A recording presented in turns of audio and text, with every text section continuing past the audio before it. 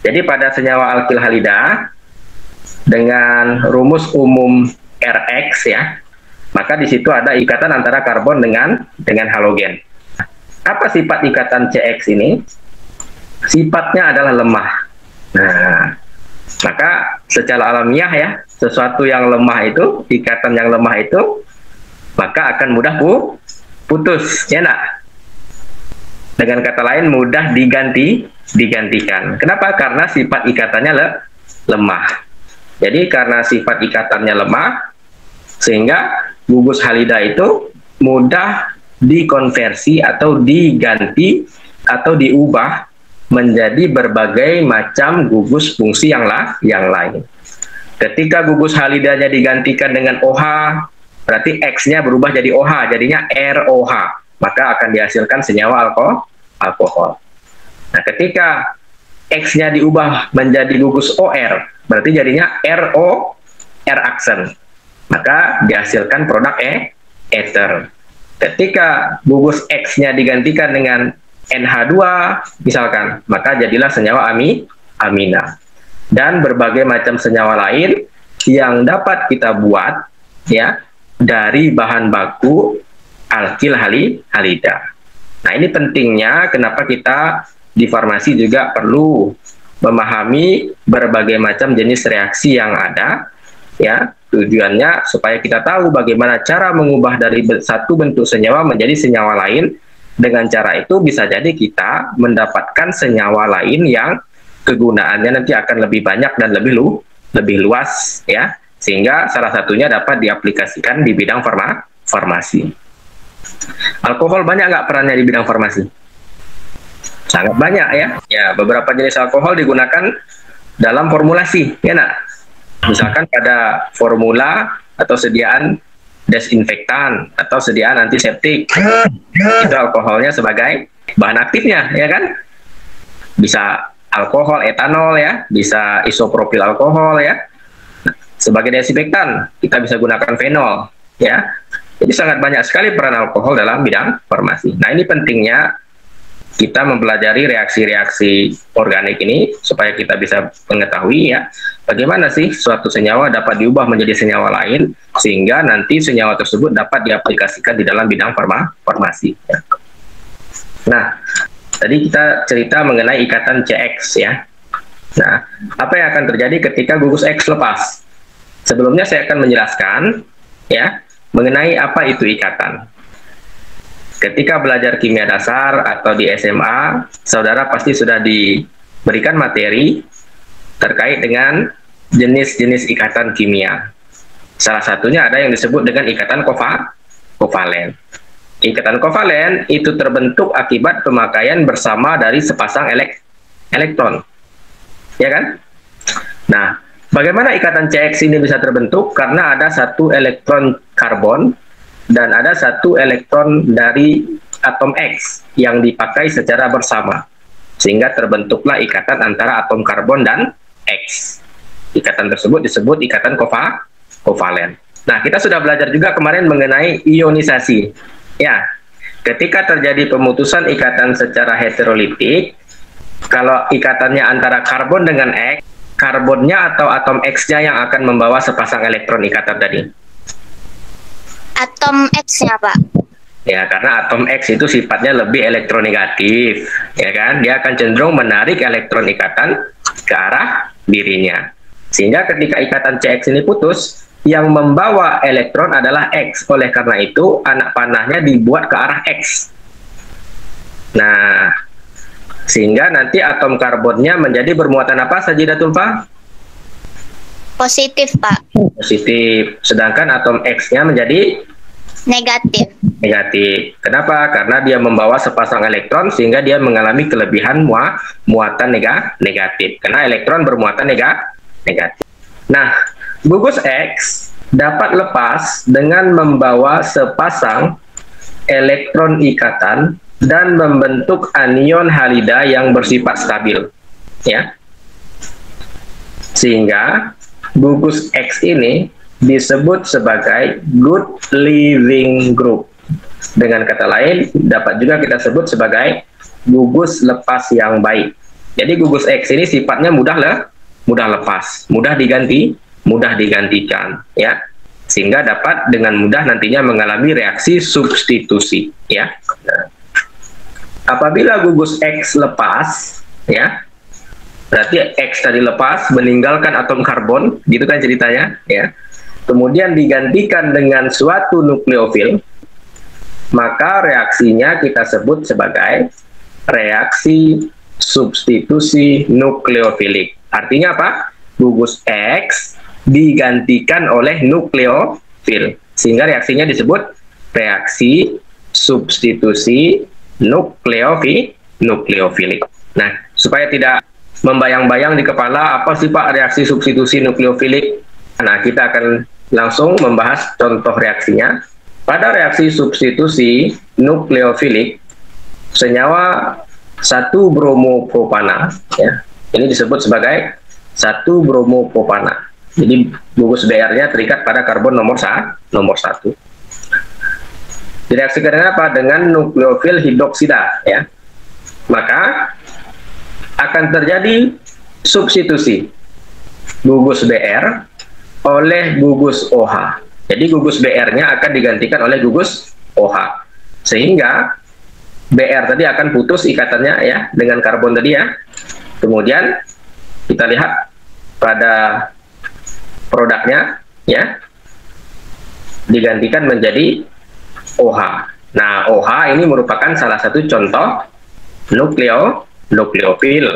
Nah, jadi kesimpulannya disebut reaksi substitusi nukleofilik karena gugus X-nya digantikan atau disubstitusi oleh suatu nukleofil. Nukleofil itu apa saja? Banyak. Nanti kita akan belajar jenis-jenis nukleofil yang dapat menggantikan gugus X, ya. Nah, ini contoh bagaimana gugus X tadi dapat dikonversi atau diubah menjadi berbagai macam gugus fungsi lainnya, ya. Jadi ketika gugus Br digantikan oleh OH, maka akan dihasilkan produk alkohol. Nah, ketika gugus Br digantikan oleh OR, misalkan OCH3, maka akan dihasilkan produk berupa senyawa ether. Ketika gugus Br digantikan oleh NH3 amonia berlebih, misalkan, akan dihasilkan senyawa amina. Ketika gugus Br digantikan oleh CN, maka akan dihasilkan senyawa nitril. Ketika gugus Br digantikan dengan N3, maka akan dihasilkan senyawa azida. Nah, jadi intinya pada reaksi substitusi ada atom yang lepas, ada atom yang masuk, ya kan? Ada ikatan yang putus, ada ikatan yang terbentuk, ya. Dalam hal ini pada reaksi substitusi nukleofilik alkil halida yang digantikan adalah atom X, yang menggantikan adalah nukleofil, ya, sehingga reaksinya tadi disebut substitusi nukleofilik. Reaksi substitusi nukleofilik ini ada dua macam, ada SN2, ada SN1. Saudara ketika melakukan menonton pertandingan sepak bola misalnya, ya, atau pertandingan olahraga apapun yang ada pergantian pemain, bagaimana suatu pemain itu digantikan? Itu kan ada beberapa cara. Misal, ada yang digantikan langsung. Jadi ketika pemain lama keluar dari lapangan, pemain baru langsung masuk. Misalnya, ada pemain kelihatan lelah, tidak lagi bisa mengejar bola oleh pelatih, maka dia akan ditarik keluar lapangan, kemudian langsung digantikan. Ada, kalau kita lihat kejadiannya seperti ini, dia adalah pemain bagus, pemain bintang lah, artinya pemain inti lah, tapi dia cedera, kakinya sakit. Apakah langsung digantikan? Kalau misalkan sakitnya kira-kira masih belum parah, tidak langsung digantikan. Dia dikeluarkan dari lapangan, ya kan? Tapi belum digantikan langsung. Ya, tapi dicoba diobati di luar lapangan, di pinggir lapangan dicoba diobati. Nah, kalau seandainya telah diobati di luar lapangan, ternyata tidak sembuh juga, artinya butuh dirawat, barulah akhirnya dibawa oleh ambulan, ya. Dan pemain penggantinya baru masuk. Artinya ada yang pergantian itu langsung, ya, ketika yang lama keluar, lepas, yang baru masuk. Ada yang pergantian itu tidak langsung, dia dibawa keluar dulu yang lama, ya, baru nanti kemudian ada pengganti yang masuk, ya. Nah, jadi ada dalam kehidupan bisa kita saksikan seperti itu. Maka untuk memudahkan saudara mengingat konsep apa perbedaan SN2 SN1, ingat konsep yang saya ceritakan tadi. Saudara bisa lihat tabel pada slide presentasi saya. Ini adalah perbedaan antara reaksi SN2 dan SN1, ya. Pada reaksi SN2, reaktivitas substratnya, ya, yang metil halida lebih mudah mengalami SN2 ketimbang yang primer dan yang sekunder.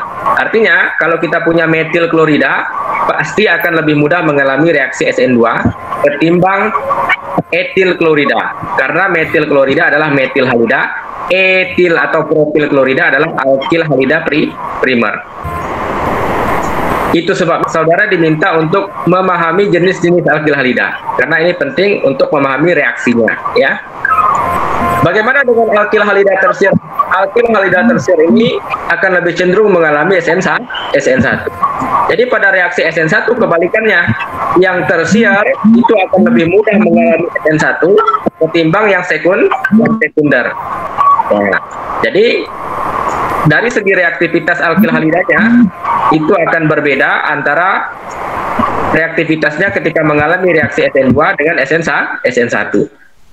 Bagaimana kalau kita singgung dari segi nukleofilnya? Tadi kita sebut reaksinya reaksi substitusi nukleofilik, artinya di situ ada peran nukleofil yang akan menggantikan gugus X atau gugus halogen pada alkil halida tersebut.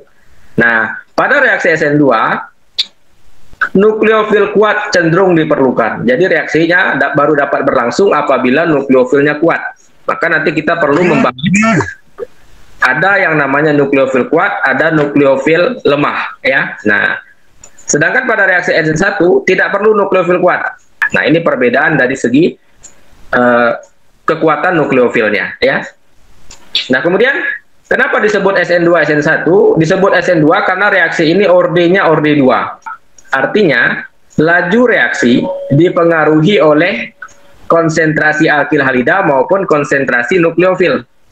Nah, jadi baik alkil halida maupun nukleofil itu akan mempengaruhi laju reaksi pada SN2.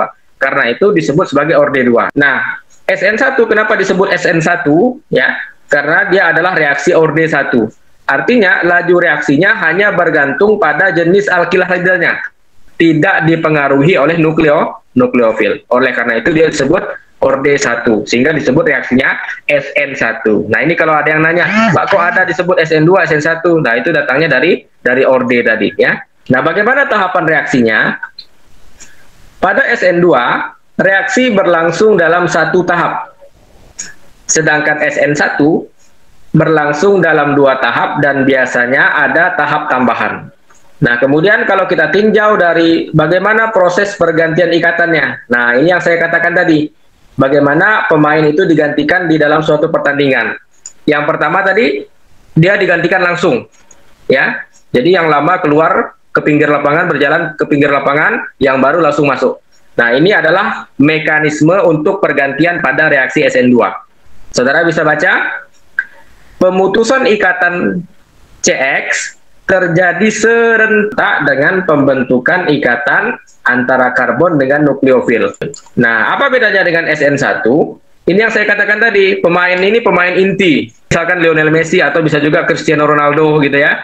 Artinya ketika Messi cedera, mereka akan dikeluarkan dari lapangan, tapi dicoba di treatment dulu. Nah, bisa nggak dia masuk lagi, kan gitu?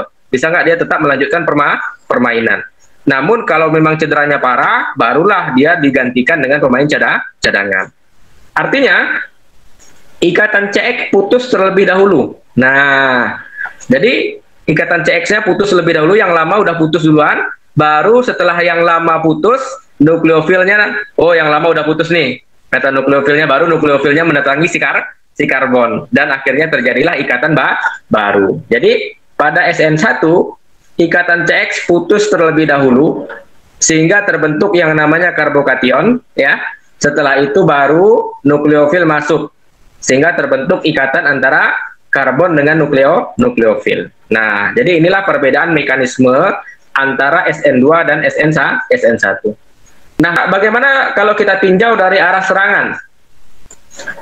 Pada reaksi SN2, nukleofil menyerang dari arah yang berlawanan dengan posisi gugus X. Jadi kalau gugus X-nya di depan, si nukleofil menyerang dari belakang. Jadi nukleofil ini dari belakang dia nyerang. Nah, kalau X-nya di kanan, nukleofil menyerang dari kiri. Kalau X-nya posisinya di atas, nukleofil menyerang dari bawah. Intinya, nukleofil itu menggantikan X dari arah yang berlawanan, ya. Nah, jadi ini pada reaksi SN2. SN1, nukleofil dapat menyerang dari arah yang berlawanan dan juga dari arah yang sama. Nah, jadi kalau pada SN2 tadi dari arah yang berlawanan saja, tapi pada SN1 nukleofil bisa datang dari belakang, bisa datang dari depan. Kenapa? Ikatan yang lama sudah putus terlebih dahulu, sehingga ya terserahlah nukleofil ini mau datang dari depan, mau dari belakang, nggak masalah, ya kan? Nah, kemudian nanti kita akan tinjau dari produknya. Pada reaksi SN2 memungkinkan terjadinya inversi konfigurasi. Kita akan bahas ini nanti di pertemuan berikutnya. Apa itu inversi konfigurasi? Namun untuk membahas ini, saudara harus membaca dan mempelajari kembali mengenai isomer. Nanti saya akan kasihkan linknya supaya saudara bisa mempelajari apa itu cis, apa itu trans, apa itu E, apa itu Z, apa itu R, apa itu S. Ini wajib dipelajari supaya memahami apa itu inversi konfigurasi. Bagaimana dengan SN1? Pada reaksi SN1 bisa terjadi inversi konfigurasi, ada retensi konfigurasi. Jadi produknya adalah campuran resimat, ya.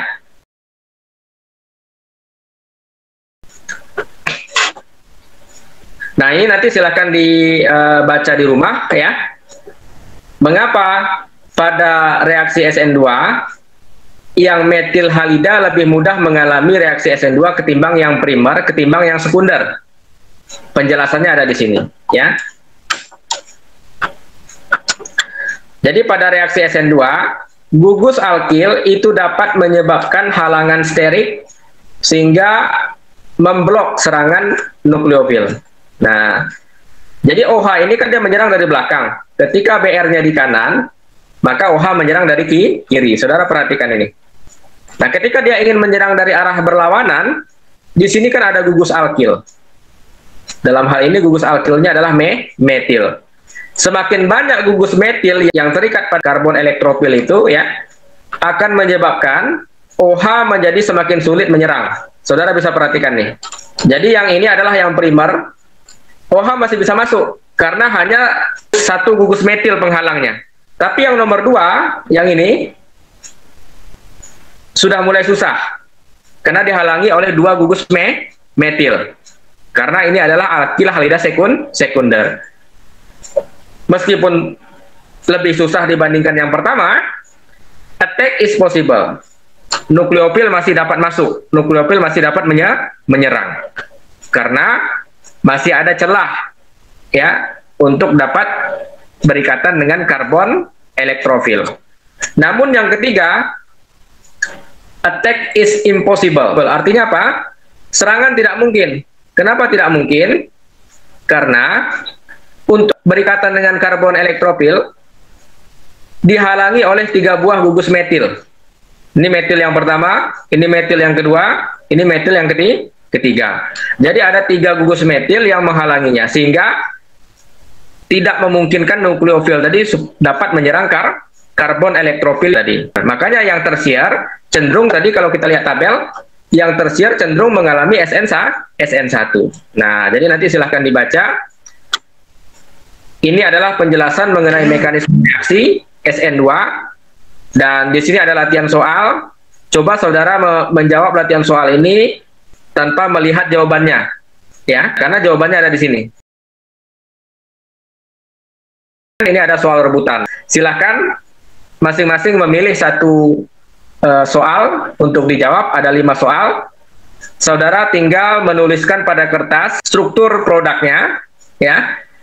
kemudian nanti akan saya cek. Kalau soalnya sudah dijawab temannya, tidak boleh dijawab lagi. Ya, silahkan. Ayo. Jadi 1 bromoheksana direaksikan dengan NaOH untuk yang A. Yang kedua, 1 bromoheksana direaksikan dengan KCN. Yang ketiga, 1 bromoheksana direaksikan dengan sodium etoksida. Silahkan yang mau menjawab langsung sebutkan namanya, ingin menjawab nomor berapa.